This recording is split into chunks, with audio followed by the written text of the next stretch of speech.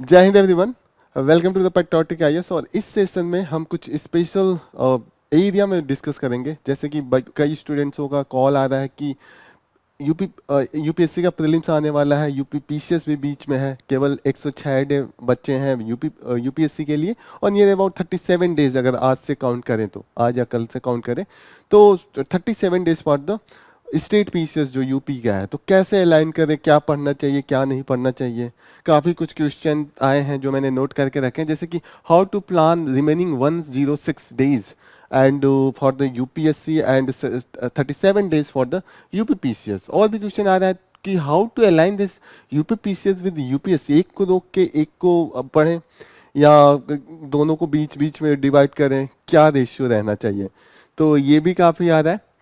फिर आ रहा है कि how many mock test I need to appear for the prelims of the this UPSC. Numbers क्या होना चाहिए, कोई कह रहा है कि 70 होना चाहिए, कोई कह रहा है 30 होना चाहिए, कोई कह रहा है 35 होना चाहिए। तो एक बहुत कंफ्यूजन है। फिर और भी क्वेश्चन आ रहे हैं जैसे कि what are the resources we need to refer. क्या अभी चेंज करना चाहिए रिसोर्स, तो वो तो पक्का नहीं करना चाहिए, क्या करना चाहिए वो भी डिस्कस करेंगे। फिर what should be the duration of the current affairs, मतलब कितने महीने का पढ़ना चाहिए, 10 महीने, 12 महीने, 2 साल, 5 साल, क्या। तो इस पे भी काफ़ी क्वारीज आ रही है स्टूडेंट्स का। फिर आ रहा है कि if I have covered monthly current affairs, so do I need to refer this PT 365, वो भी चाहिए कि नहीं चाहिए, तो उस पर भी डिस्कस करते हैं। और if I have done nothing for the current affairs, तो क्या करें, मतलब अभी पीटी 365 पे बैठ जाए कि करंट अफेयर्स फिर से लेके पढ़े। फिर एक लास्ट क्वेश्चन है कि when should I stop reading this newspaper, कि कितने दिन, 1 महीना पहले, 10 दिन पहले, कि लास्ट तक पढ़ना चाहिए। तो ये भी है। तो ये जितने भी टॉपिक हैं, ये आपके क्वायरीज हैं, इसका हम डिटेल में डिस्कशन करेंगे। जरा सा आप इसमें पेशेंस रखिएगा। और ये मेरे एक्सपीरियंस के बेसिस पे है, मैंने पूरा एनालाइज किया है कि लास्ट के कुछ ईयर्स के जो पेपर्स हैं उनको एनालाइज किया है। तो यहाँ से मैंने ये नंबर ऑफ क्वेश्चंस देखे हैं कि पॉलिटी में कितना आया है, रेशियो जो है, और कितना टाइम देना चाहिए, इसके लिए थोड़ा सा एनालिसिस मुझे करना पड़ा है। और ये जो मैं डिस्कस करूँगा वो मेरे लास्ट के जो 4 बार क्वालिफाई किए हैं, टोटल मेरा 10 साल से का एक्सपीरियंस है, मैं 4 बार ये प्रीलिम्स क्वालिफाई भी किया है। तो इसका रिजल्ट है 2015 का।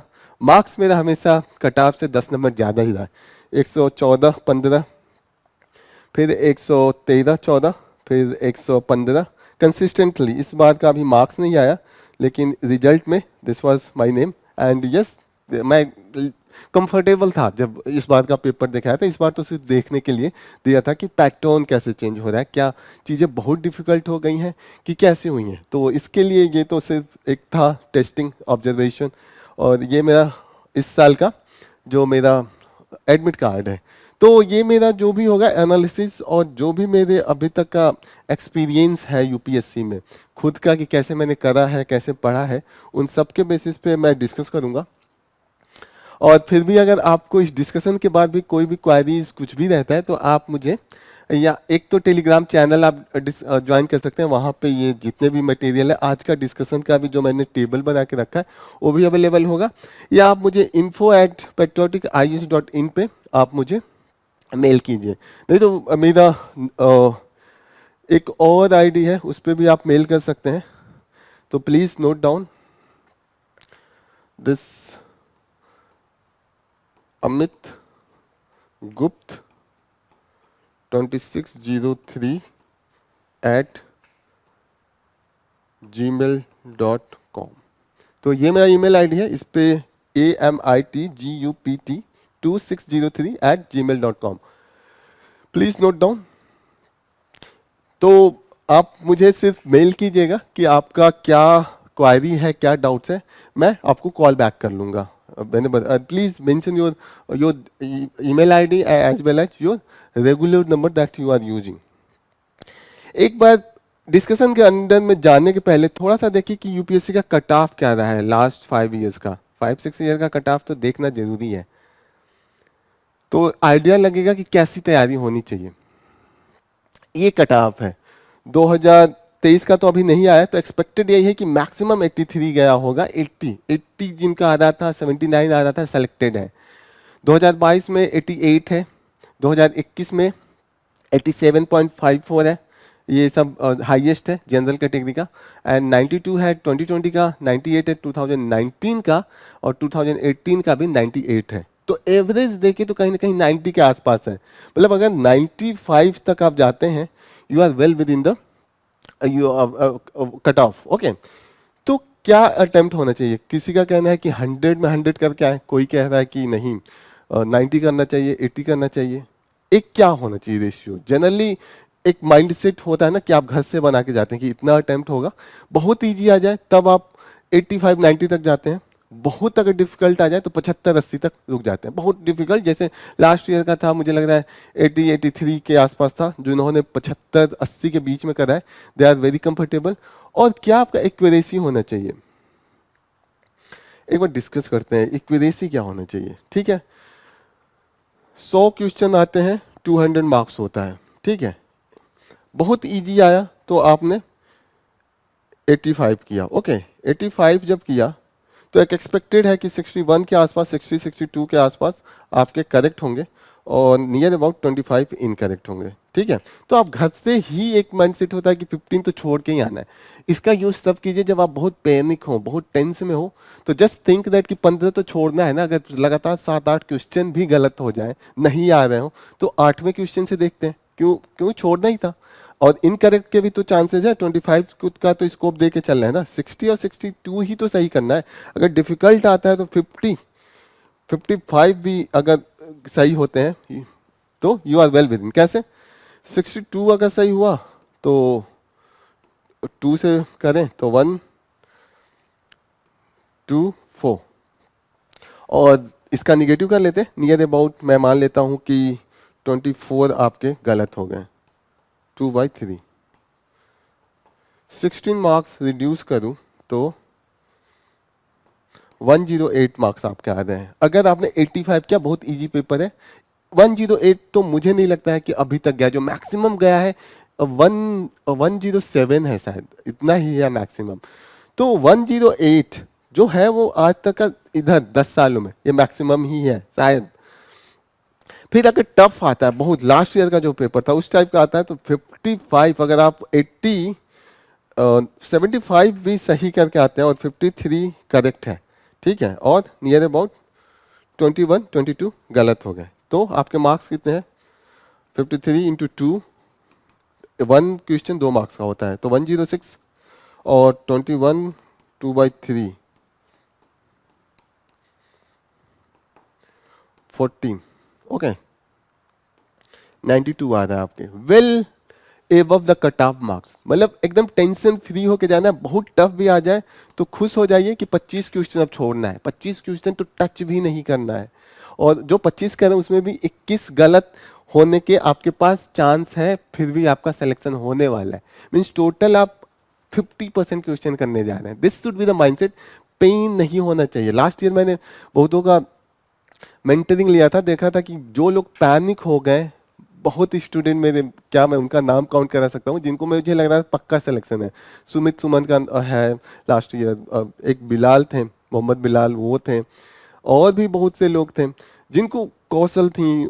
जैसे 8 9 स्टूडेंट थे, नमित माथुर थे, ऐसे थे कि जिनका मुझे लग रहा था कि 110 आने ही वाला है। मैं उनका कंटिन्यू मेंटरिंग ले रहा था, देख रहा था। मैं मेंटरिंग के पहले, सेशन के पहले मैं खुद भी सॉल्व करता था, देखो मेरे कितने मार्क्स आ रहे हैं, और उनका देखता था आफ्टर द सेशन, तो देखता था काफ़ी परफॉर्मेंस है मेरी, मतलब बराबर का है। फिर मैं जब अटेम्प्ट कर रहा था, मुझे लगा कि मुझे हो रहा तो दिन भर पढ़ रहे थे। मैं तो जॉब में था, मैक्सिमम टाइम मैं तो 3 4 घंटे ही इनके साथ करता था, या रिवाइज करता था 1 2 घंटे द हिंदू पढ़ के, पर पहले का पढ़ा हुआ था।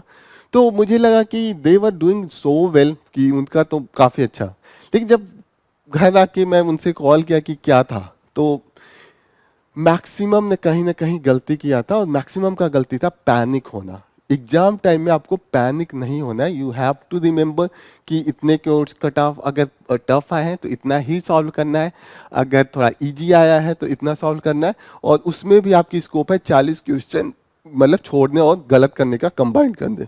ये आपका होना चाहिए। कभी ये नहीं जानना है कि पूरे 100 में 100 करना है। फिर पेपर देने का क्या है, पेपर आप कभी एक एक वन गो में नहीं सॉल्व करना है। पेपर को कैसे सॉल्व करना है, आप पहले क्वेश्चन से स्टार्ट कीजिए और 100 तक जाइए।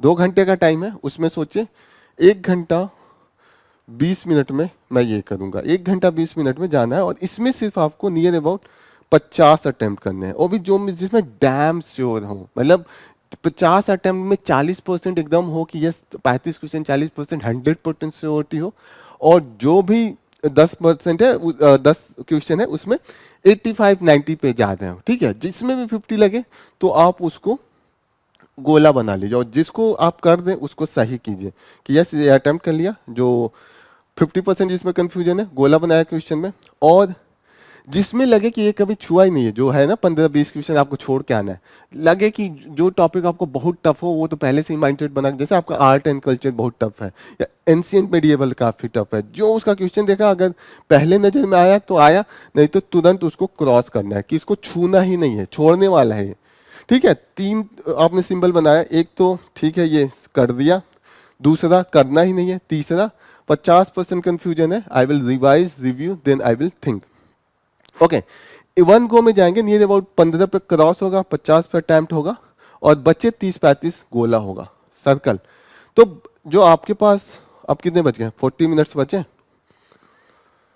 40 मिनट्स में आप 30 मिनट्स दीजिए इस सिर्फ गोले वाले को रिवाइज करने के लिए। यस, जहां पे भी आपको लगे कि एलिमिनेट कर रहा हूं, कुछ स्ट्राइक कर रहा है, उसमें नियर अबाउट आप 35 में 20 पे टिक्का मारिए, ठीक है। टोटल आपके 70 पहुंच जाएंगे, और नियर अबाउट 15 अभी भी रह गए, तो लास्ट के 10 मिनट में एक बार और रिव्यू कीजिए, और जहां पे भी थोड़ा चांस और लगे कि yes I am able to eliminate some of the 7-8 question, फिर से आप करीब 7-8 को अटेम्प्ट कीजिए। ये आपको मॉक में भी करना है, जब भी आप मॉक दे रहे हैं उसमें भी इसका प्लीज ध्यान रखिए, यही अटेम्प्ट करने का मेथड रहेगा, ये द बेस्ट मेथड। मतलब एक पहले वाले में आप 1 घंटा 20 मिनट लेके करते हैं, नियर अबाउट 55 आप अपना स्ट्रेटेजी बनाइए आगे पीछे, फिर आप ये 40 मिनट जो बचा उसमें 30 मिनट में फिर से आपने जो छोड़ा है 30-35 ये गोले वाले जो सर्कल वाले हैं इसको रिव्यू किया, फिर थर्ड अटेम्प्ट लास्ट में 10 मिनट्स में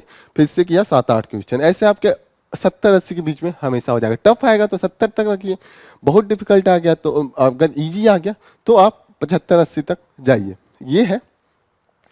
उसके बाद जो आप जब भी अटेम्प्ट करते रहे तो साथ साथ आप उसको हर पेज पे जो 6 क्वेश्चन 7 क्वेश्चन होते हैं ना, आप इन 7-8 क्वेश्चन को करते करते जो आपका OMR सीट है ना उसको भी भरते चलिए। एक पेज पे जो भी 5 क्वेश्चन हो, ये 5 क्वेश्चन कीजिए, उसका OMR 5 का गोला भर दीजिए। 5 एक बार में कीजिए, ये टिक मार लीजिए, फिर देख के आप साथ में 5 का। इससे ये होगा बीच बीच में थोड़ा जब आप गोला भर रहे होंगे, सर्कल कर रहे होंगे OMR सीट को, तो 30 सेकेंड 20 सेकेंड को माइंड को थोड़ा सा रिलैक्स भी मिलेगा, कंटिन्यूअस स्ट्रेस नहीं होगा। लेकिन you have to be focus, आपको सर्कल करते वक्त भी ध्यान देना है। इससे ये होता है कि एक ही बार सब गलत होने के चांसेस भी नहीं होते, प्रेशर भी लास्ट में नहीं रहता है कि अरे गोला तो नहीं भरा, तो 1 घंटे बाद तो ये दिमाग में चलने लगेगा।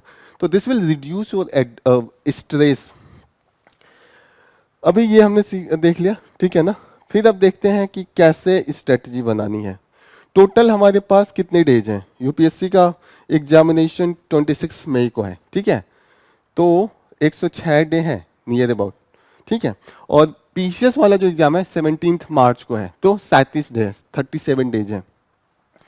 आपको पैरेलल में लेके जाना है, ऐसा नहीं कि यूपीएससी को रोक देना है और पीसीएस पे ध्यान देना है, पीसीएस को मतलब रोक देना है, यूपीएससी का ध्यान देना है। आपको पैरेलल लेके चलना है, क्योंकि बहुत से सिलेबस इनके सेम है।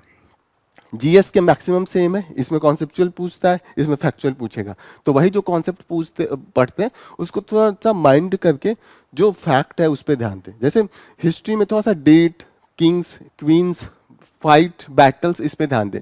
ऐसे कॉन्सेप्ट में हम पढ़ते हैं कि नहीं इसमें ये आर्ट वाला कल्चर था, इसने इसको इंट्रोड्यूस किया, थोड़ा हम एकदम कॉन्सेप्ट में जाते हैं। यूपीएससी वाले में इसमें तो डेट टूट भी पूछ देगा कि कब हमारा फ्लैग इंट्रोड्यूस हुआ, किस दिन उन्होंने फ्लैग होस्ट किया जवाहरलाल नेहरू ने, किस दिन हमने डिक्लेयर किया कि इस दिन हमें इंडिपेंडेंस मिलेगा। एग्जैक्ट डेट टाइप का पूछेंगे, तो थोड़ा सा उस पर ध्यान दीजिएगा इस वाले में।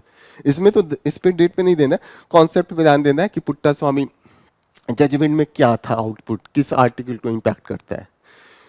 तो दिस विल बी द मतलब conceptual way of covering this, and this will be the factual. तो कहीं ना कहीं कॉमन है जो 7-8 टॉपिक है जो एनालिसिस मैंने किया है। एनालिसिस में माना है कि 7 टॉपिक, जो अभी मैं आपको एक बार और शो करता हूँ, just give me 1 second. Yes, अगर इसमें क्या देखते हैं कि ancient history, art and culture, modern history, medieval को करें तो ये हिस्ट्री का पार्ट हो गया। तो हिस्ट्री है 1 पार्ट, और हिस्ट्री हो गया, हिस्ट्री, ठीक है, ये और ये मेजर पार्ट आ गया। 3 3 6 और 7 6 13, 13 क्वेश्चन इसके हो गए। फिर इकोनॉमिक्स के 14 क्वेश्चन, फिर इन्वायरमेंट के 16 क्वेश्चन, 14 16। अगर आप इनको ऐड करेंगे तो नियर अबाउट 7 क्वेश्चन आएंगे। History, polity, economy, environment, geography और science and tech and IR. इसको ऐड करेंगे टोटल तो 85 क्वेश्चन के आसपास आते हैं इन 7 टॉपिक से। मतलब आपको जो अटेम्प्ट करना है उतना, उससे ज्यादा इसमें है। बाकी जो करंट अफेयर्स इधर उधर से होंगे तो वो करंट अफेयर्स तो हम करते ही हैं।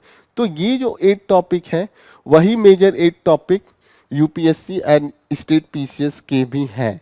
बस आपको थोड़ा सा ऐड, 1 मिनट, सिर्फ आपको ऐड करना होगा इसमें कि इसमें थोड़ा सा ऐड आपको ये करना है कि जो स्पोर्ट्स से रिलेटेड क्वेश्चन होते हैं कि किसको वर्ल्ड कप में फाइनल में कौन कौन गया, किसने जीता, कौन किसको man of the match, man of the series मिला, या किसको कौन सा अवार्ड मिला, जैसे कि सरस्वती सम्मान हुआ और साहित्य अकेडमी अवार्ड हुआ या नोबेल अवार्ड हुआ, कोई भी हुआ, उसका वो लोग डायरेक्ट पूछ देते हैं कि इसको मिला फिजिक्स से, इससे इकोनॉमिक्स से मिला, या किसको नेशनल फिल्म अवार्ड मिला। तो इसमें ये आपको एक्स्ट्रा करना है, जो ये, ठीक है, सिर्फ इतना ही एक्स्ट्रा चाहिए। अवार्ड्स, स्पोर्ट्स, बाकी सब ये कॉमन रहेगा, ठीक है। अब कैसे डिवाइड करें? नियर अबाउट यहाँ पे मैंने क्वेश्चन भी लिख दिया है कि पॉलिटी का 2023 में 14 क्वेश्चन थे और 2022 में 12 क्वेश्चन थे। फिर एक बार और देखिए, 2023 में हिस्ट्री के कितने क्वेश्चन है। नियर अबाउट इनका जो रेशियो है मैंने पाया है एनालिसिस के बाद, वो सेम ही है। 11-13 ज्योग्राफी के, इन्वायरमेंट के 16-14, इकोनॉमिक्स के तो सेम ही रहे 14-14, साइंस एंड टेक्नोलॉजी के 6 और इंटरनेशनल रिलेशन के 6-7, ऐसे वेरिएशन है। थोड़ा सा साइंस एंड टेक्नोलॉजी 12 हो गया, लेकिन यही 6 एंड 12 के बीच ही में था, मैक्सिमम यही था। तो आपको इस पे ध्यान देना है, ठीक है ना। ये तो हो गया कि कैसे आपको ओवरलैपिंग करना है। आप पूरे डेज को 3 पार्ट में डिवाइड कर सकते हैं। पहला हो गया कि आप एक जीएस पेपर या 2 जीएस पेपर को लेके चले, मैं कहूँगा एक ही लेके चलिए पूरे डेज में, ठीक है। 5 आवर्स आप दे सकते हैं इसके लिए। फिर बच्चे 45 मिनट आप डेली बेसिस पे जो मॉक टेस्ट जिसको पॉलिटी को ले रहे हैं आप डिवाइड कर लीजिए पहले की नंबर ऑफ क्वेश्चन के हिसाब से। जो इस टोटल 106 डे है उसको 2 फेज में बांट लिया। एक फेज को रखा 83 डेज, 3 डेज का बफर दे दिया। फिर बच्चे जो 20 डेज है उसको 6 में से यूज करेंगे, वो सेकंड फेज होगा, उसमें कंसिस्टेंटली 3rd 4th रिवीजन के लिए रखा है। ये तो फर्स्ट रिवीजन एंड मॉक को देते हैं, ठीक है। इस 33 डेज को इक्विटेबली डिवाइड किया कि पॉलिटी में 60 डेज, 1-2 डेज आप आगे पीछे कर सकते हैं। हिस्ट्री में 18 days as per the question, number of the question और नंबर ऑफ द सिलेबस। फिर ज्योग्राफी में 14 डेज, इन्वायरमेंट में 14 डेज, इकोनॉमिक्स का 16 days and science and tech का 5 डेज। ये हमारा होगा division of the this 83 days. 3 days का बफर के बीच में कभी तबीयत खराब हो गया, कभी मन नहीं किया, मन नहीं करे तो भी पढ़ना है, ये याद रखिएगा। लेकिन ये है कि कोर्स कभी कभी हुआ कि आर्ट एंड कल्चर में 1 दिन एक्स्ट्रा ले लिया, हिस्ट्री में 1 दिन कम हो गया, ज्योग्राफी में 1 दिन कम हो गया ना जैसे, तो उसको एडजस्ट करने के लिए 3 डेज का बफर है। और ये डिवीजन ऑफ द डे है, ठीक है। Division of the day, per day 5 hours कम से कम पढ़ना है, आपकी कैपेसिटी का 5 आवर्स। फिर 45 मिनट्स आपको प्रीवियस ईयर के क्वेश्चन देखने हैं इसी टॉपिक से, और कम से कम आपको 6 से 7 साल का प्रीवियस ईयर का क्वेश्चन देखना ही है। 6 ईयर्स का मैंने PYQs आपको टारगेट दिए हैं, क्योंकि 2017-18 से पैटर्न जो चेंज हुआ था थोड़ा देखना जरूरी है। फिर हम देखेंगे कि और दिस सी सैट के लिए डेली बेसिस पे अगर जिसका बहुत तेज है, मतलब एकदम जिसको लगता है कि कोई दिक्कत ही नहीं है, मैथ कॉम्प्रिहेंशन सब कुछ सही है, तो वो तो इसको छोड़ सकते हैं। इसमें आप जीएस पढ़िए या आप करंट अफेयर्स पढ़िए, ठीक है। जीएस के लिए आप एडजस्ट कर सकते हैं, या आप यूपीपीसीएस का जब तक आने वाला है तब तक आप इसको एडजस्ट कर सकते हैं। लेकिन जिसको सी सैट में डर लगता है उसको 45 minutes just you have to reserve for this. Current affairs का 2 आवर्स 30 मिनट्स, 2 आवर 30 मिनट्स में डेली न्यूज़पेपर भी होगा और उसमें जो मंथली करंट अफेयर्स है वो होगा। मंथली करंट अफेयर्स आप किसी भी इंस्टीट्यूट का जो टॉप में है किसी का भी, यस यू कैन टेक, मैं नाम क्या लूँ, आप किसी का भी ले सकते हैं, सबका एक ही लेवल का होता है। Just you have to revise multiple times, यही हमसे नहीं हो पाता है। हम यही चूज करते रह जाते हैं किसका सही है किसका गलत है, सही सब वही तो मैक्सिमम लेके आते हैं। Your number of the times you are revising that make the impact की रिकॉल हो रहा है कि नहीं। न्यूज़पेपर इज सो क्रूशियल कि उसको छोड़ना ही नहीं। मेरा खुद का एक्सपीरियंस है कि मैं द हिंदू जिस साल पढ़ के गया अपने 6 अटेम्प्ट में, तो वहाँ पे मेरा सिलेक्शन मतलब 4 बार हुआ, 2 साल मैंने नहीं अच्छे से करा, तो यस उस साल मतलब नहीं हुआ। तो this is the my experience. तो you have to be very serious. और अब द हिंदू को मैं इतना मतलब सीरियस लेना हूँ कि I started my this session platform with the Hindu analysis, क्योंकि वो मेरे लिए बहुत इंपॉर्टेंट है। और मैं इसमें आपका ये हो सकता है कि आप जब भी द हिंदू को सेशन को मेरा सुन रहे हो तो मैं सब कुछ कवर करता हूँ, पूरे इंटरनेशनल इवेंट्स वाले, इंटरनेशनल जो एडिशन है उसको डाउनलोड करता हूँ।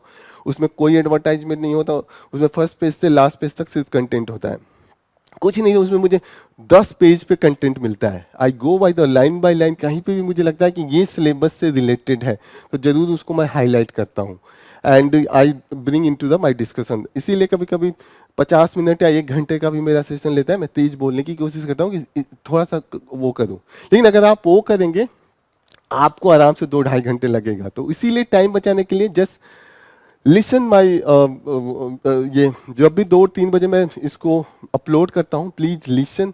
आप जब भी जैसे रूटीन वर्क कर रहे हो कि दोपहर का जब खाना खा रहे होंगे, जब लंच कर रहे होंगे, please listen.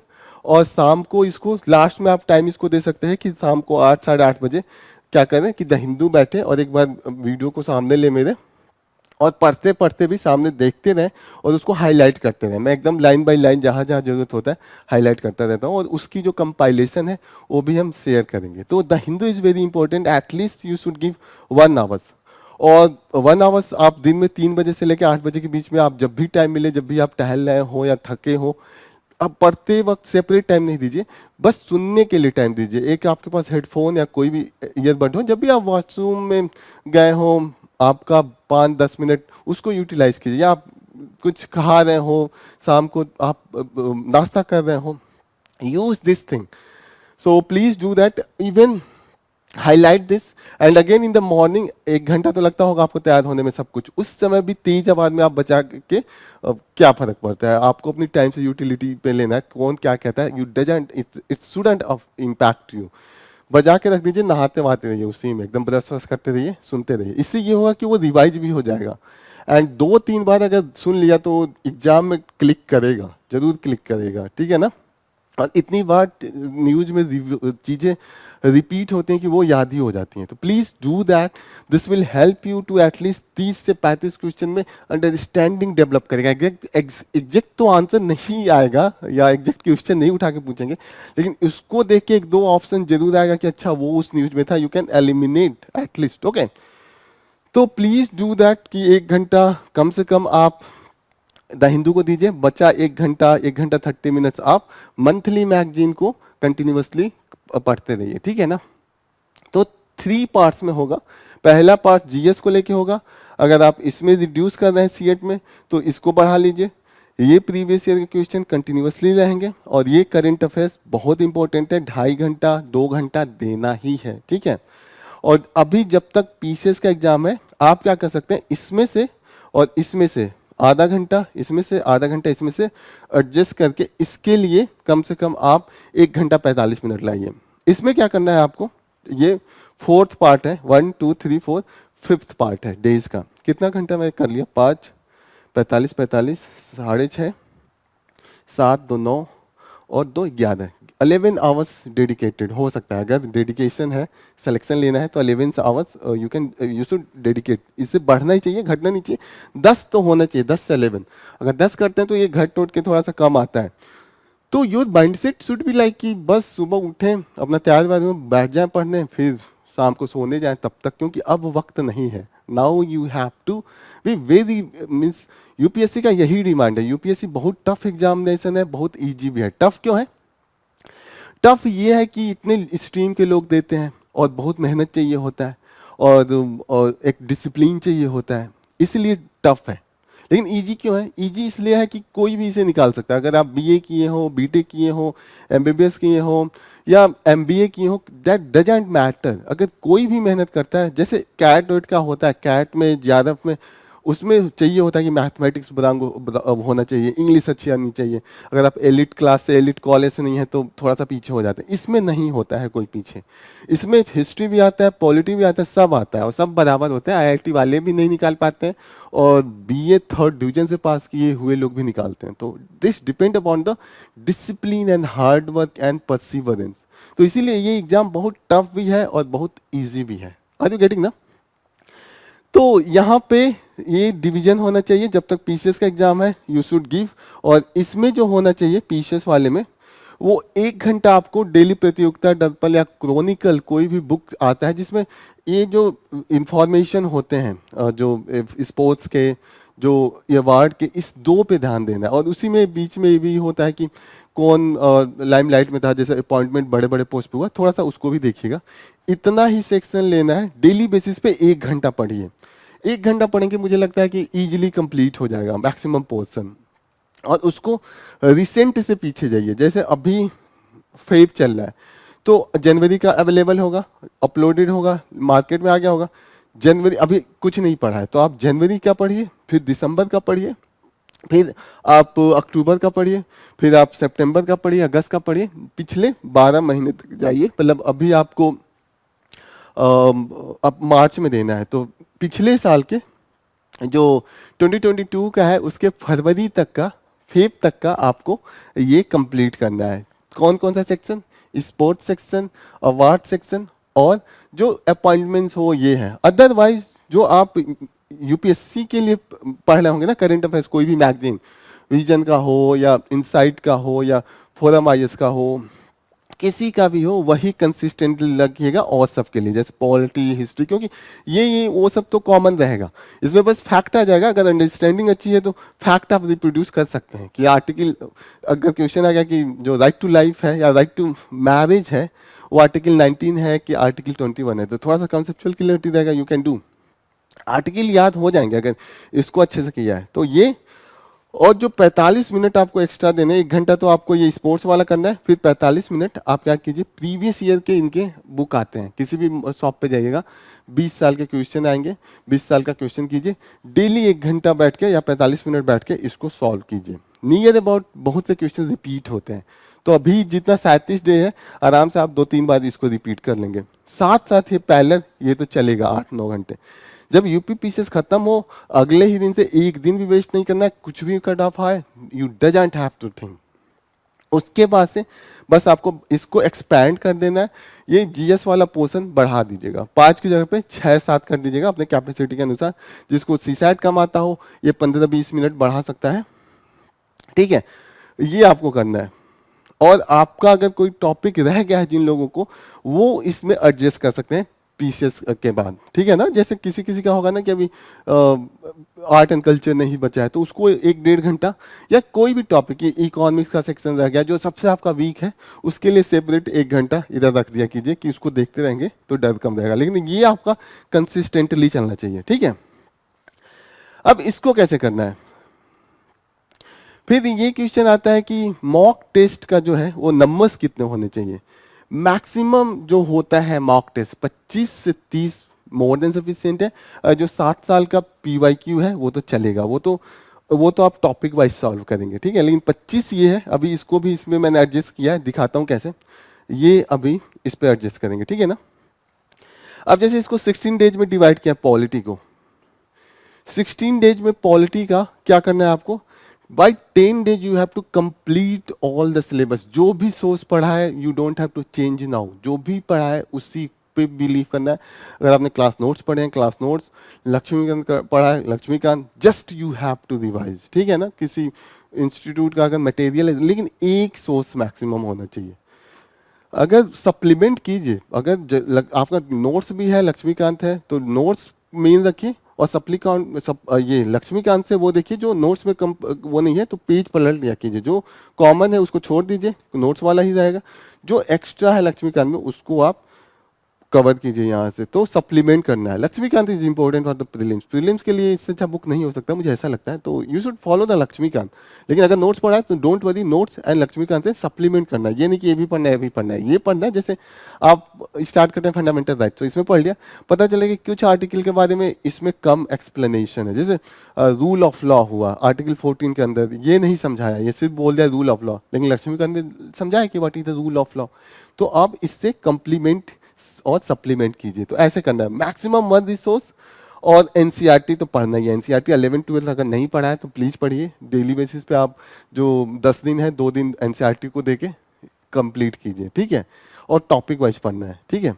NCERT is must, read NCERT and this Laxmikanth and whatever the material you have. 10 दिन में आपको ये सिलेबस जो भी है रिवाइज कंप्लीट करना है। रिविजन में ये नहीं होना चाहिए कि एक एक लाइन पढ़ना है, जो पहली बार में हाईलाइट किया होगा ना सिर्फ उसको पढ़ना है, और जहां पे भी लगे ये टफ है उसको सर्कल कर लीजिए या रेड से वो कर लीजिए, तो वो आपको लगेगा कि यस। जैसे होता है ना, जैसे एक मैं आपको दिखाता हूँ, जैसे ये मैंने पढ़ा और यहाँ पे हाईलाइट करता रहता हूँ, मुझे लगा कि ये वाला बहुत इंपॉर्टेंट है तो इसको रेड से कर दिया कि ये मुझे याद नहीं होता है। और नॉर्मल कोडिंग में याद रहता है कि येलो ब्लू और सब है, वो सब ठीक है समझ में आ गया, कोई इंपॉर्टेंट नहीं है मुझे आता है। तो ये वाला कोडिंग आप में भी होनी चाहिए।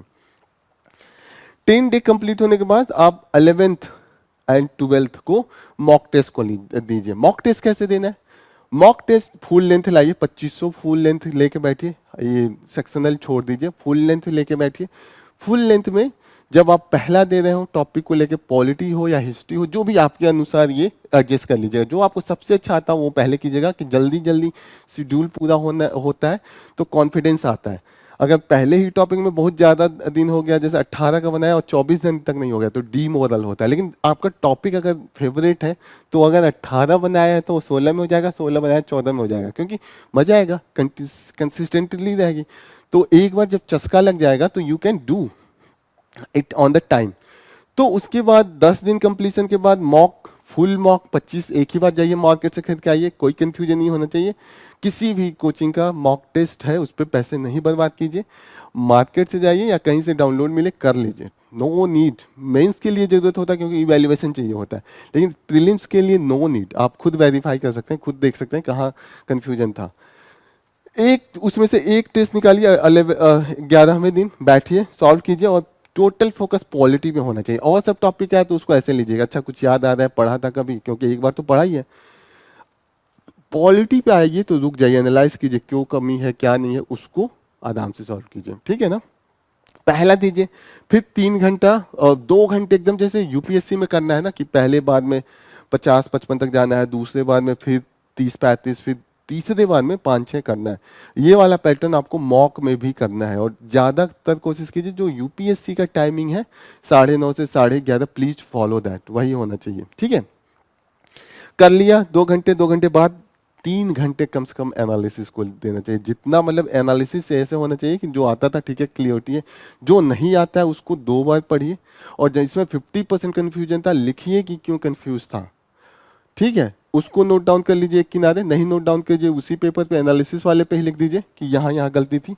फिर उसी दिन 5 घंटे 6 घंटे लगे, सुबह बैठा, फिर दोपहर में उसी दिन आप बैठिए, फिर से दोबारा आप दूसरा मॉक पढ़िए, मॉक लेके सॉल्व कीजिए, फिर उसका एनालिसिस कीजिए, कम से कम हाफ तो एनालिसिस कर ही लीजिए, उसमें भी लिख लीजिए। फिर नेक्स्ट डे भी सुबह उठिए और सब ये फॉलो करते रहिए। नेक्स्ट डे उठिए, फिर थर्ड मॉक लेके आइए, और हर बार आपको पॉलिटी सेक्शन पे ही फोकस करना है, पॉलिटी का ही देखना है कि सही हो रहा था कि नहीं, ठीक है ना। फिर उसके बाद क्या करना है कि जब तीनों पेपर मॉक कर गए तो शाम को एकदम इत्मीनान लेके बैठिए। देखिए कौन सा, जैसे कि फंडामेंटल राइट्स में है कि ये आर्टिकल मुझे आता है, 21 समझ में आ गया, 14 समझ में आ गया, 16 सब समझ में आ गया, 27 टाइप का वाले में गलत हो रहा है, तो वो क्यों गलत हुआ, या 32 गलत हुआ, या 33 से 35 वाला गलत हुआ, इसको देखना है। जैसे इमरजेंसी प्रोविजन में गलत हुआ, क्यों गलत हुआ, क्योंकि ये लग रहा था कि यार 1 महीने में अप्रूवल है कि 2 महीने है, कितनी बार कर सकते हैं, ड्यूरेशन क्या हो सकता है, फिर क्या इम्पैक्ट आता है लोकसभा राज्यसभा पे या स्टेट असेंबली पे, तो थोड़ा सा उनके एग्जीक्यूटिव फंक्शन पे इम्पैक्ट आया, तो उसको आप एनालाइज करिए, लिखिए। फिर क्या हुआ, जो आप ये मॉक जो करेंगे वो 2 दिन 11-12 तक आप कर लेंगे, फिर 12th के आधे दिन के बाद फिर बैठिए, जहां जहां आपका वीकनेस है, ये एनालिसिस 3-3 घंटे का, to know that this is my strong area, this is weak area. Strong area को याद रखिए कि एग्जाम में आएगा, सबसे पहले इसको टिक मारना है, इस पे ज्यादा टाइम देना है, वीक एरिया पे थोड़ा कम टाइम देना है, क्योंकि वहां फंस गए तो टाइम भी जाएगा, और वीक एरिया तो होने के चांस कम है।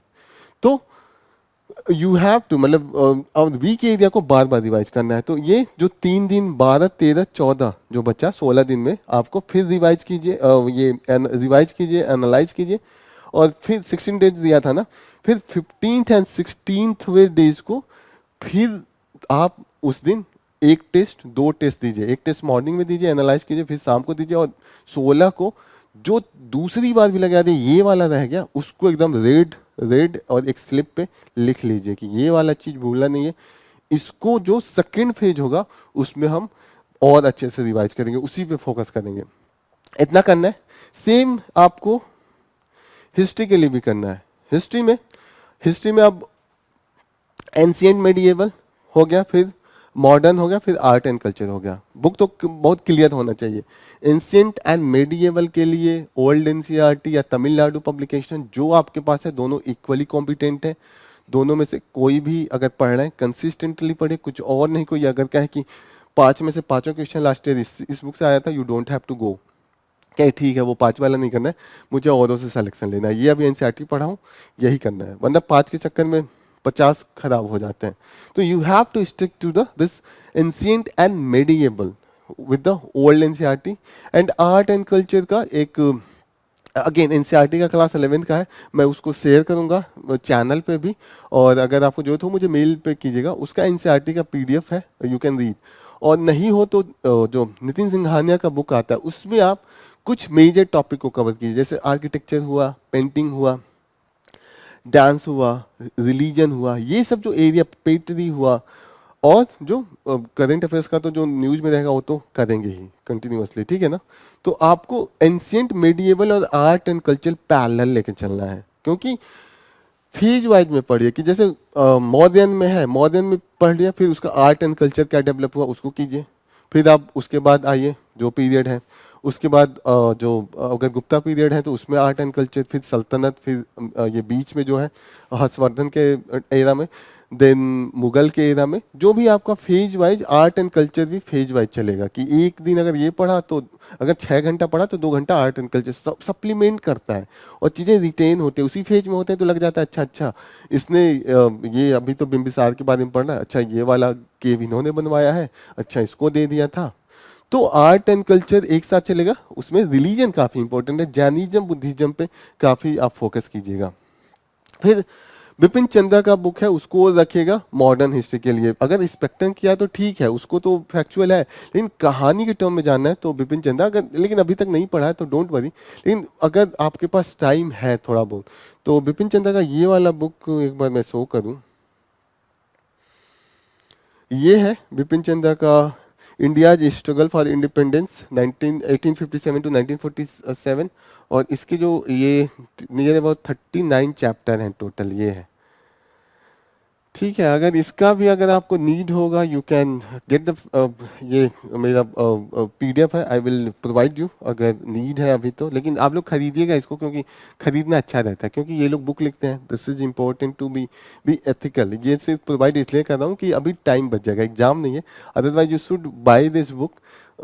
ओके, मैंने इसका सॉफ्ट हार्ड कॉपी भी खरीदा है, सॉफ्ट कॉपी भी, क्योंकि मुझे लगता है कि उन इतने मेहनत है तो यू शुड पे, जो भी है हार्ड कॉपी में मंगा के रखता हूँ। तो this should be the material. इसी को अगर क्लास नोट कर रहा है तो वो कीजिए, सप्लीमेंट इससे कर लीजिए, ठीक है ना। लेकिन एक मटेरियल होना चाहिए, उसी को 4-5 बार पढ़ना है। इसको कैसे डिवाइड करेंगे, अगेन 13 डेज आप रिवाइज कीजिए बैठ के, 13 डेज में डिवाइड कीजिए कि 8 डेज एंशिएंट मेडिएवल और आर्ट एंड कल्चर ये चलेगा, 8 डेज के बाद 5 डेज आपको मॉडर्न हिस्ट्री पढ़ना है, ठीक है ना। मॉडर्न हिस्ट्री में एक चीज और है, क्लास 12th में 3 बुक्स है, द थीम्स 1 2 3, उसको प्लीज फॉलो कीजिएगा, तो वो हो जाएगा, वो न्यू एनसीईआरटी है। ये हो गया, तो 13 डेज 8 डेज ये एंड 5 डेज मॉडर्न, 13 डेज में आपने किया।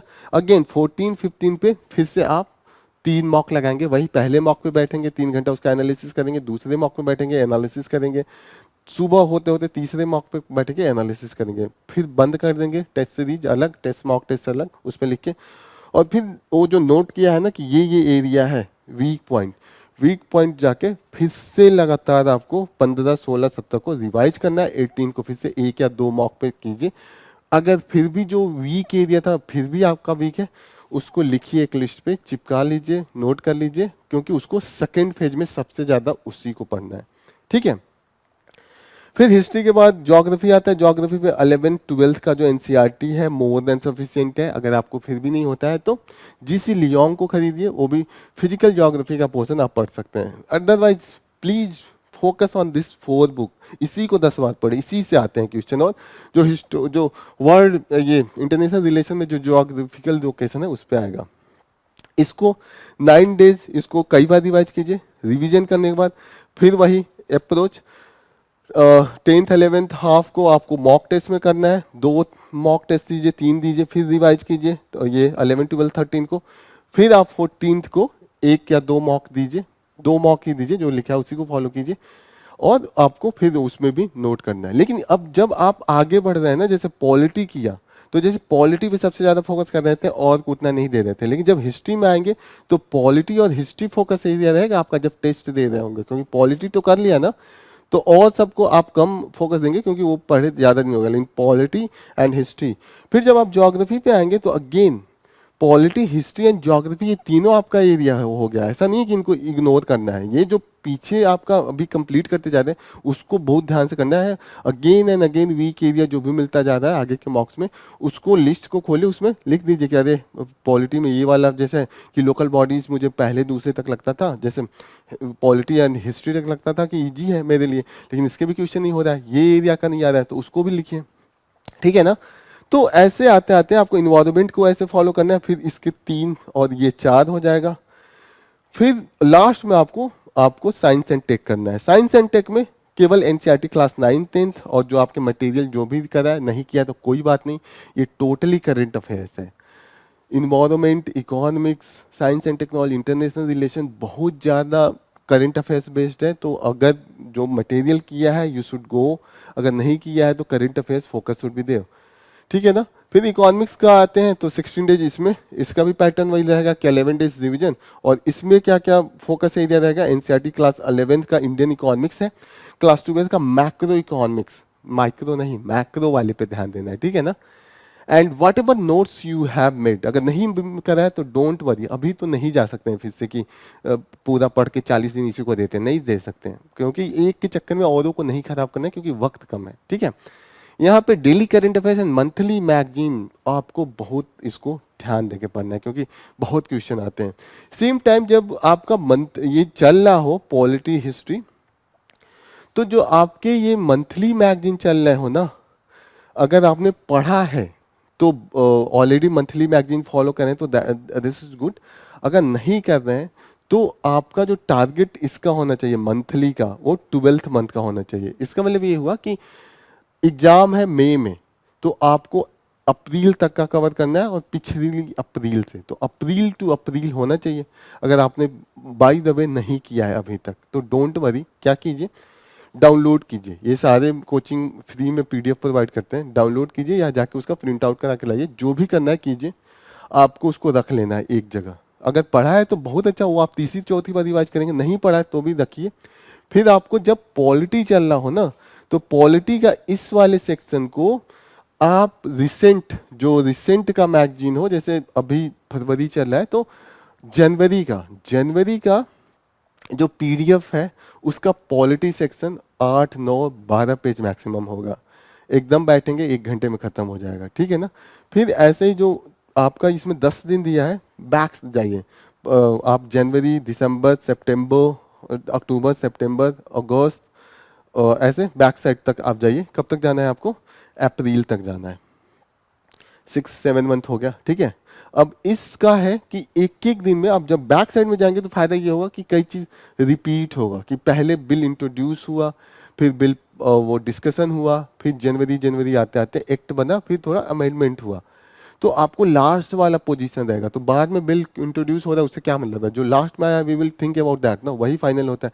तो उधर का आपके जब जब वो पेज आएंगे यू शुड स्किप, तो टाइम बच जाएगा। तो you have to study consistently, और 365 को अभी ध्यान नहीं देना है, you have to put in the, उसको बगल में रख देना, क्योंकि अगर मंथली पढ़ रहे हैं तो वो आपका प्रीलिम्स मेंस दोनों तैयार हो रहा है और बाद में भी काम आएगा, और कहीं ना कहीं ये थोड़ा कॉम्प्रिहेंसिव रूप से कवर्ड होता है। तो प्लीज फोकस ऑन दिस, कि ऐसे पॉलिटी का जब तक 10 दिन हो रहा है कोशिश कीजिए कि एक बार पढ़ ले और एक बार और रिवीजन भी हो जाए। जब तक 16वां दिन है इसका, दो एक बार पढ़ के एक बार रिवाइज कर ले।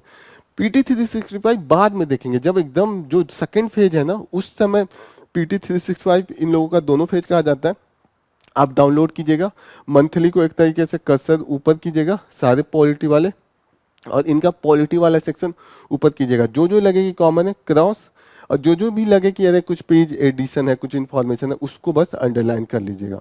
तो आउट ऑफ 60 पेज जो पीटी का है, मुश्किल से आपको 4, 5 या 8 पेज मिलेगा, वो सेकेंड फेज में आपको कर लेना है। You don't have to worry now.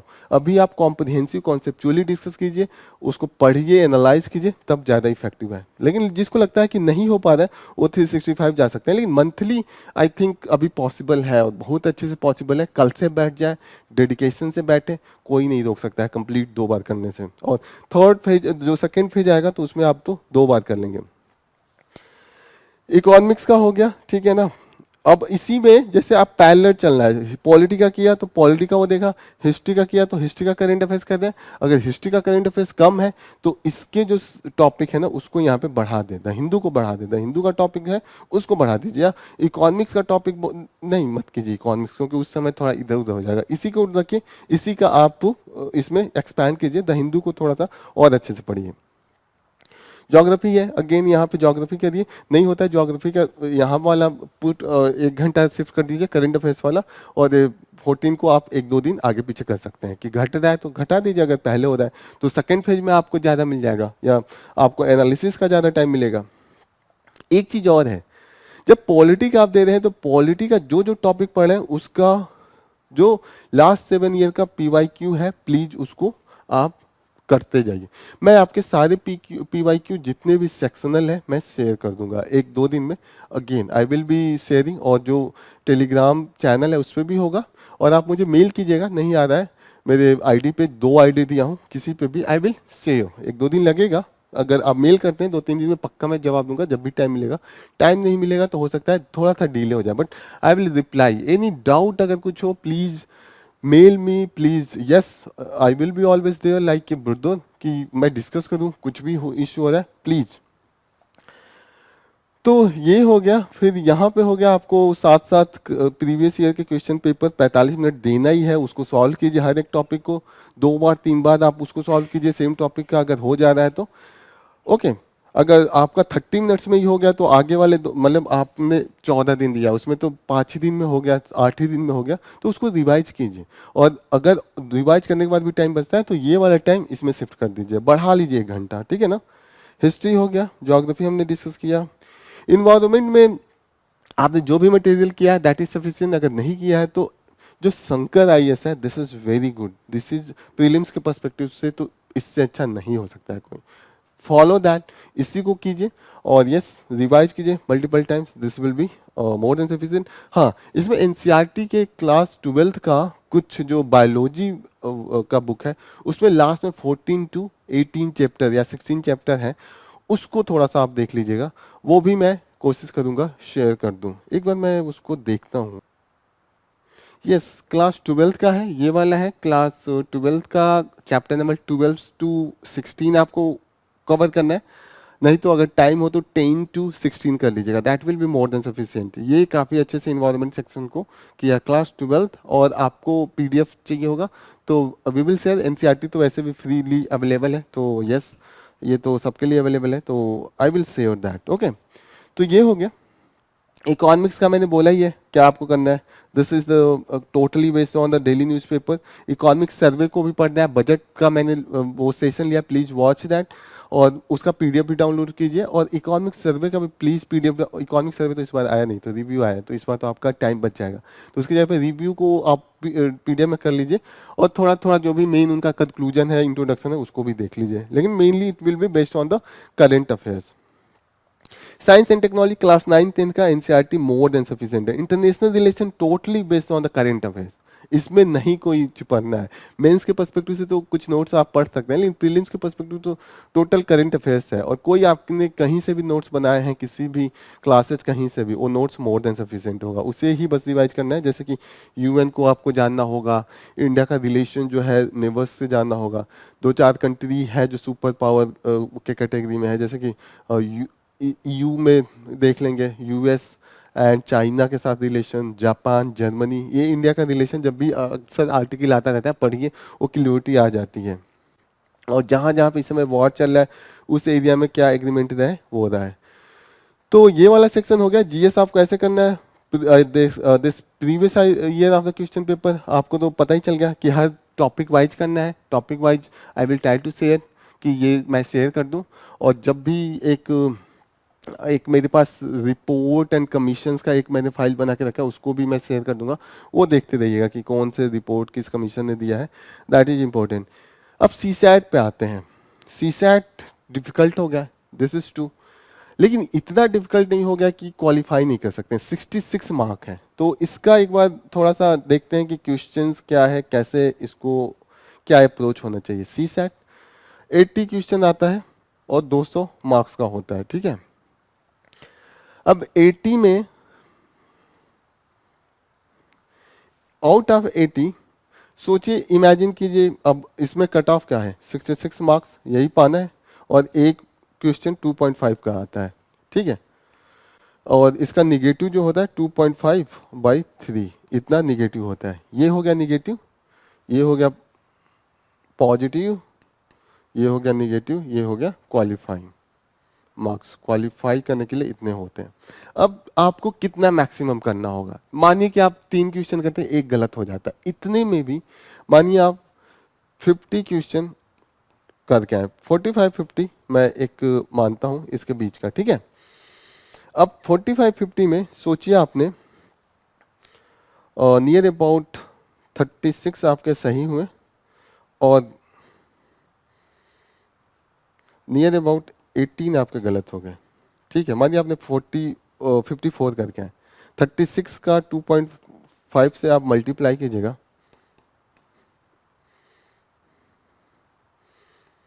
90 marks आ जाएगा, if I am right, okay. और इसको निगेटिव मार्किंग कर दीजिए, 15 मार्क्स निगेटिव जाएगा आपका। टोटल कितना आ रहा है, 75 आ रहा है, well above this cut off, well above, एकदम सेफ जोन में है। 75-80 आता है, मतलब आप ये सोच के आ जा रहे हैं कि 3 करेंगे, 2 सही 1 गलत, तो भी अगर आप पेपर देखेंगे प्रीवियस ईयर का, तो देखिएगा नियर अबाउट 30 क्वेश्चन इनका होता है, कॉम्प्रिहेंशन होता है, कॉम्प्रिहेंशन हो गया। नियर अबाउट 25 क्वेश्चन, कभी कभी 30 ये रीजनिंग होता है, और नियर अबाउट 20 क्वेश्चन या 25 इसमें आगे पीछे होता रहता है, मैथ हो गया।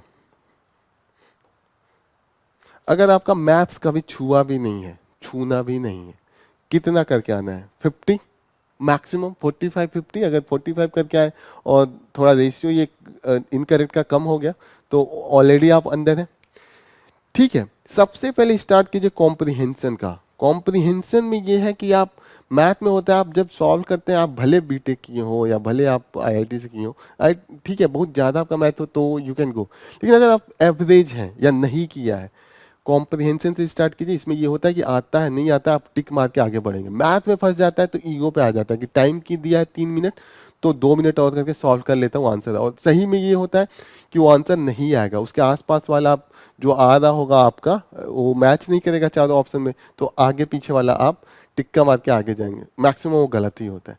कॉम्प्रिहेंशन कीजिए, कॉम्प्रिहेंशन का प्रैक्टिस से अचीव भी किया जा सकता है एक्यूरेसी। मैथ में थोड़ा टाइम लगता है।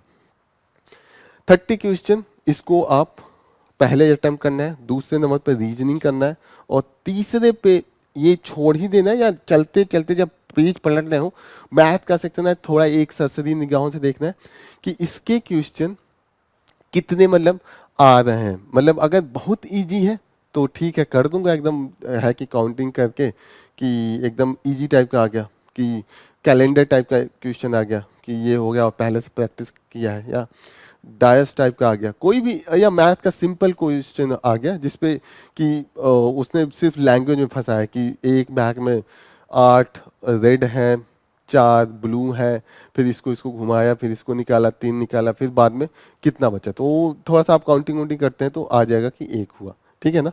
या ये हुआ कि एक लड़का बीच में है, उसके 3 आगे हैं और 4 पीछे हैं, फिर उसका number from the first row वाला होता है ना, या ये डिस्टेंस एंड टाइम ये सब वाला हो, तो थोड़ा सा प्रैक्टिस कर करके वो इजी होता है, वो आ जाता है। लेकिन जहाँ पे भी देखिए क्या रहे, ये तो परमुटेशन कॉम्बिनेशन ये टाइप का सीरीज पूछ रहा है, जस्ट लीव, उसको एंजॉय करना है कि अच्छा टफ है मैथ का, छोड़ना है, टाइम बचाएगा।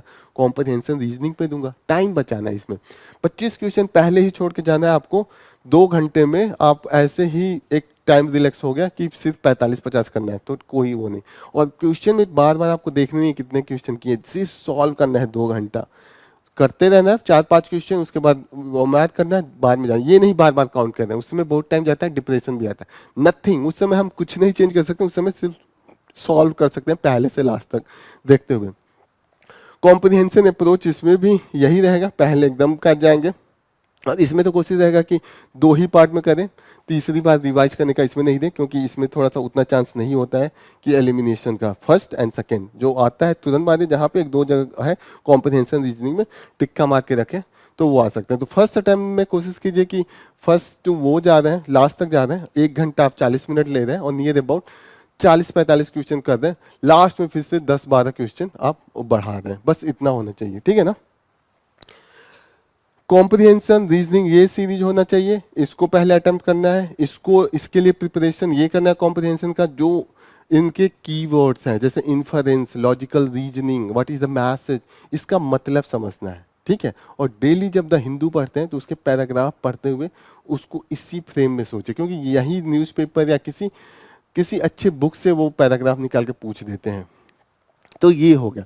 इसका अप्रोच क्या रहेगा, डेली बेसिस पे इसको कितना टोटल करना है। टोटल आपको 7-6 ईयर का PYQ करना है सी सैट का, और 5 सिर्फ मॉक करना है।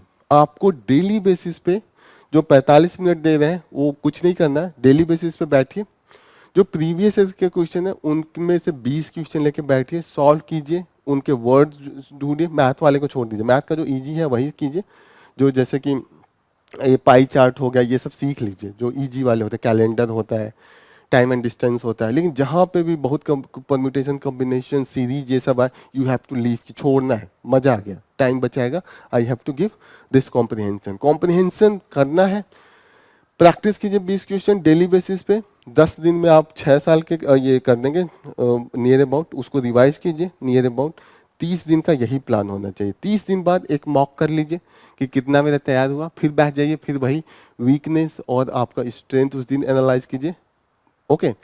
उस दिन फिर से क्या कीजिए कि फिर से इसी को करना स्टार्ट कीजिए, और जो क्वेश्चन नहीं आते उसको सीखना ही है। कोई बुक खरीद लीजिए, उस वाले टाइप का अगर क्वेश्चन नहीं आ रहा है तो उसके 10-12 क्वेश्चन अलग से कर लीजिए, बस इतना ही करना है। इसको जितनी बार रिवाइज करना है प्रीवियस ईयर क्वेश्चन को, वो उतना ही आपको स्ट्रांग बनाएगा। पैटर्न कहीं ना कहीं सेम है, पैराग्राफ का लेंथ बढ़ा देते हैं, घटा देते हैं, एक पैराग्राफ से 3 क्वेश्चन पूछ लेंगे, कभी 1 क्वेश्चन पूछेंगे, कभी 2 क्वेश्चन पूछेंगे, लेकिन जो स्टाइल होता है, कॉन्सेप्ट वही होता है। प्रीलिम्स का जीएस के भी साथ यही है।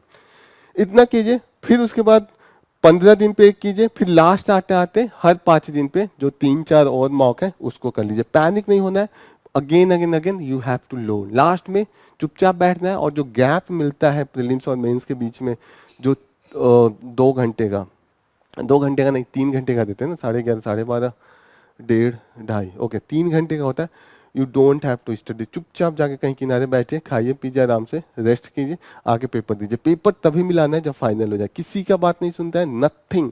ये बहुत एक वो है। ये हो गया मंथली का, तो मैंने बता ही दिया कि कैसे आपको करना है, कि you have to do the 2 hours और 2 hours 30 minutes. Please the Hindu को काफी ध्यान दीजिए, अगर आप कान में लगा के सुन रहे हैं, डेली डेली मैं वही करता हूँ कि उठ के उसको एकदम स्टूडेंट पर्सपेक्टिव से पढ़ के उसको बना रहा हूँ। Please try to do that. And yes, second phase अब आ गया। फर्स्ट फेज तो हमने कवर कर लिया, सेकेंड फेज में क्या करना है। फर्स्ट फेज कवर हुआ, 3 दिन का हमने बफर भी दिया, आगे पीछे हुआ तो उसको एडजस्ट कीजिए। फिर इसमें थर्ड फेज में जब 6 मई आ जाए, तो you have to do nothing. हर 3 दिन के लिए एक टॉपिक दे दीजिए पॉलिटी, और जो जो आपने लिख के रखा था उसको रिवाइज कीजिए, और उस 2 दिन बाद फिर से 2 मॉक टेस्ट दीजिए। नियर अबाउट आपका 30 मॉक टेस्ट भी कंप्लीट हो जाएगा, प्रीवियस ईयर के क्वेश्चन भी हो जाएंगे, और कुछ नहीं तो 4 बार रिवीजन हो जाएगा। यू विल हैव, वो आवाज गूंजेगा जब आप वहां पे बैठे होंगे, अगर just you are following that. अगर आप अपने अनुसार आगे पीछे 15 मिनट 20 मिनट कर सकते हैं, जैसे सी साइड का किसी का बहुत स्ट्रांग होगा तो इसको कट करके इसको दीजिए, लेकिन you have to adjust in this. इसमें भी जो आपके 2 दिन लगे हैं उसको आप इस बफर वाले में कम कर लीजिएगा, क्योंकि आप एक दिन जाएंगे एग्जाम देने, एक दिन आएंगे। डोंट वेस्ट द टाइम, इसको आप मैच भी नहीं कराइए, just wait for the last mark. जो भी करा वो एक बार पेपर देख लीजिए, कौन सा मुझे आता था कौन नहीं आता, मार्क्स से nothing to do with that. जो पीसीएस का देखे हैं आएंगे ना आप 17 मार्च को, फिर उसको यूज करना। ये नहीं कि सर रख के पकड़ गए, टफ आए, दोनों पेपर बहुत अलग होता है, उसका कैसा परफॉर्मेंस हुआ nothing to do with the UPSC. जो भी करके आए you should be happy, you should just focus on the, खुश होना चाहिए कि अब ये वाला एरिया हुआ, अब इसमें से जीएस को दे दूंगा, जो मेरा इसमें से कमजोर है उसको बढ़ा दूंगा। That should be the your approach. और ये हो गया। फिर लास्ट में आपको यस, जो आपके मैंने बता ही दिया, 3 डेज पॉलिटी 3 डेज हिस्ट्री, इसको एक बार जल्दी जल्दी रिवाइज करके चौथे दिन आपको करना है। तो नियर अबाउट 4 × 5 = 20, 4 × 5 = 20। उस दिन आपका एग्जाम आ जाएगा, just you have to go and just appear, this is nothing. और यूपीएससी का डिमांड ही क्या है, यूपीएससी का डिमांड ये है कि जैसे आप डेली बैठ रहे होंगे, डेली फेल हो रहे होंगे, डेली आपको लग रहा होगा कुछ अचीव नहीं हुआ, कुछ कम रह गया, लेकिन nothing, this is the demand of UPSC. UPSC ये नहीं मांगता कि मतलब आपको डेली ही डेली सक्सेस मिलेगा। यूपीएससी क्या चाहता है, यूपीएससी अगर ऐसे देखे तो, अगर कंपेयर करें, जैसे लोग कहते हैं कि आपको कछुआ बनना पड़ेगा या आपको खरगोश बनना पड़ेगा, यूपीएससी नहीं आपको चाहता है खरगोश बने, नहीं कछुआ बने। यूपीएससी क्या चाहता है, चींटी बने। चींटी का क्या होता है, चींटी चींटी चढ़ता गिरता है और वो कभी हारता नहीं है। ये दीवार होती है, चींटी चढ़ रहा होता है, यहाँ पे चढ़ेगा फिर गिरेगा, फिर वो चढ़ना स्टार्ट करेगा, फिर यहाँ जाके गिरेगा, फिर उसको नहीं पता होता है कि कठिनाई क्या है, वो आता है गिरता है। यही आपके साथ होगा। जब जब आप डेली बैठेंगे आपको लगेगा कि चीज़ें कवर नहीं हो पा रही हैं, मुझे नहीं याद है, फिर भी आपको अगले दिन सुबह उठ के जो शेड्यूल बनाना है फिर उसको फॉलो करना है, क्योंकि यूपीएससी का मतलब ऐसा नेचर ही है। जब भी आप अगर मेंस का क्वेश्चन भी पहले दिन लिखेंगे ना, लगेगा कि अरे क्या लिख दिया, मतलब बेकार लिखा है, लेकिन फिर भी आपको हार नहीं मानना है, आंख मूंदना है, फिर दूसरा क्वेश्चन निकाल कर लिखना है पीछे से सीखा हुआ है जो है, ठीक है ना। फिर आपको तीसरा क्वेश्चन लिखना है। जब आप 50 क्वेश्चन लिख चुके होंगे ना, हैबिट हो जाएगा, फिर लगेगा कि अरे यही तो था। चींटी वही कितना ऊंचाई पे पहुंच जाती है उसको पता भी नहीं होता है, अपने से कई गुना भार उठा के। आपके भी ऊपर बहुत से भार होंगे, लॉट ऑफ, ये सब भार ही तो है कि ये कितने बुक, कितना प्रेशर। ऐसे ही जब आप मॉक भी दे रहे होंगे, पहला मॉक तो आपको 100 क्वेश्चन में मुश्किल से 20 क्वेश्चन सही होगा, 60 गलत होता है, एकदम आदमी चकनाचूर हो जाता है। लेकिन फिर भी क्या करता है, फिर अपने आप को जोश देता है, ठीक है जो गलती किया था देखता हूँ, रिवाइज करता हूँ, फिर दूसरा पढ़ता हूँ। यही होता है। फिर जब यही बार बार करते करते वो 20 क्वेश्चन से 30 पे पहुंचता है, मार्क्स भी बढ़ते हैं, 50-60 आते हैं, लास्ट जाते जाते 100 का एम बनाता है 80-90, फिर किसी की दिन 110, फिर गिर के 70-60। क्या होता है, वही बार बार आप गिर रहे होते हैं, बार बार चढ़ रहे होते हैं। क्योंकि जब आप बार बार गिरते हैं, बार बार उठते हैं ना, ये हैबिट बन जाता है। और यूपीएससी यही चाहता है कि ये हैबिट है कि चढ़े गिरे। क्योंकि सिर्फ यूपीएससी क्लियर करना ही लास्ट नहीं है, वो तो शुरुआत है। जब आप क्लियर करेंगे तब तो आपको पोजीशन दिया जाएगा, तब तो असली खेल स्टार्ट होगा। तब आप जब पोजीशन लेके जाएंगे तो आपके सामने बहुत बड़े बड़े ठेकेदार, बहुत बड़े बड़े नेता, बाहुबली लोग आएंगे, और वो उनके आगे फिर वो वही करना चाहेंगे कि आप चढ़े हैं, गिराने की कोशिश, आप गिर रहे होंगे। यूपीएससी चाहता है ऐसा इंसान जाए कि वो गिरा दे ठेकेदार, फिर भी वो इंसान मुस्कुराए, अगले दिन फिर उठे, अपने पूरे जोश से अपने काम पे लग जाए। ये नहीं कि डर के भाग गए या छोड़ दिया, नहीं, यूपीएससी ये नहीं चाहता है। यूपीएससी की डिमांड ही यही है। अब मैं आपको कुछ और बना पाऊं या नहीं बना पाऊं, लेकिन इतना तो पक्का है कि आपको एक चीटी, एक जो ये चढ़ने और गिरने का जो आदत है ना, जो हैबिट है, वो आपके अंदर ला सकता हूँ। क्योंकि मैं खुद एक चीटी रहा हूँ, हमेशा से एक बार चढ़ा गिरा इसी प्रोसेस में रहा हूँ। और अभी अभी गिर के आया हूँ आपके सामने, इस प्लेटफॉर्म पे क्या हूँ। अभी मैं जिस ऑर्गेनाइजेशन में जा रहा था वहां पे चढ़ रहा था, खूब ज्यादा भार लेके, अच्छा चढ़ाई था, काफी ऊंचाई पे जाने की तरफ था। लेकिन अब मेरा जो वहाँ का ठेकेदार था उसको अच्छा नहीं लगा। उसने पहले तो अपने दो जो होते हैं ना उनके आदमी, उनको लगाया, उन्होंने बहुत गिराने की कोशिश की, फिर भी चढ़े जा रहा था भार लेके। फिर उनको लगा, ठेकेदार और उनके दो आदमियों को, कि इसको बढ़िया गिराते हैं। उसने एक झटका मारा, उसको लगा कि एकदम नीचे आ गया, अब तो ये कभी उठ ही नहीं पाएगा। लेकिन बस थोड़ा सा फिर आ गया एक चढ़ाई के लिए, और उससे ज्यादा भार लेके। क्योंकि मुझे पता है कि मैं चींटी हूँ, मेरे लिए इजी वे नहीं है कि सिर्फ खरगोश नहीं हूँ कि सिर्फ चलते जाना है, भागते जाना है। सिर्फ मतलब एक टर्टवाइज नहीं हूँ, कछुआ नहीं हूँ कि बस धीरे धीरे चलते जाना, मंजिल आ जाएगी। मुझे पता है मंजिल के पास पहुंच के गिरूंगा, फिर चढ़ूंगा। अभी भी क्या यही तो है मेरा एफर्ट, कि सुबह उठता हूँ, एम बनाता हूँ कि यस द हिंदू पढ़ना है, फिर उसका पूरा सॉर्ट आउट करना है कि क्या सबसे रेलिवेंट है, फिर एक अच्छा यहाँ पे प्रेजेंट करना है ताकि बच्चों को वो सरलता से समझ में आए। फिर और भी मेरे एम्स होते हैं कि ये इसका मुझे कंप्लीट करना है, ये कंप्लीट करना है, नहीं हो पाता है। फिर वही शाम को लगता है गिरा हूँ, फिर सुबह उठ के वही जोश से कि अगली इस बार तो करूँगा ही। तो ये करना है, मतलब आपको चढ़ना, उतरना, गिरना सीखना है। और वो मतलब ये आदत हो गई ना, तो जिंदगी में आप कभी भी कहीं पे भी रहेंगे, मुस्कुरा रहे होंगे। लाख आपकी विपत्ति हो, लाख समस्याएं हो, फिर भी आपको पता होगा कि आई कैन सॉल्व। और वही चाहता है, एक समय आप इतने शिखर पे होंगे, क्योंकि इस प्रोसेस में ही आपको बहुत बार गिरना पड़ेगा। प्रीलिम्स में गए, गिर के आए, फिर आप मेंस में गए, मेंस में गिर गए, नहीं होता है सिलेक्शन, फिर आप गए इंटरव्यू में, गिर गए, फिर एक दिन सडनली आता है कि अरे रिजल्ट आया है, देख रहे होते हैं, फिर अरे नाम आ गया। और नाम आने के बाद तब लगता है हाँ वो गिर रहा था, चढ़ रहा था, उसी का रिजल्ट है। यही सीखना है, यही यूपीएससी चाहती है। और यहाँ से हम लोग यही सीखेंगे, कुछ और सीखें या नहीं। और लाइफ में हम कुछ लोग बहुत कुछ कर सकते हैं। Just we have to learn चढ़ना, गिरना, फिर चढ़ना, मनोबल। दूसरी और दुगुनी वाली जो होती है ना, भार लेके दुगुना अपने ऊपर जिम्मेदारियां लेके। आप भार नहीं सीखो, वो जिम्मेदारी कहिए आप, जिम्मेदारी। क्योंकि कल को जाके आप डिस्ट्रिक्ट मजिस्ट्रेट बनेंगे, जिम्मेदारी होगी 30 लाख लोगों की, और भी बड़ी जिम्मेदारी हो जाएगी जब आप सेक्रेटरी बन जाएंगे किसी मिनिस्टर का, या चीफ मिनिस्टर का, प्राइम मिनिस्टर का। चढ़ना है, yes, this will be our main focus area, यही हमारा होगा।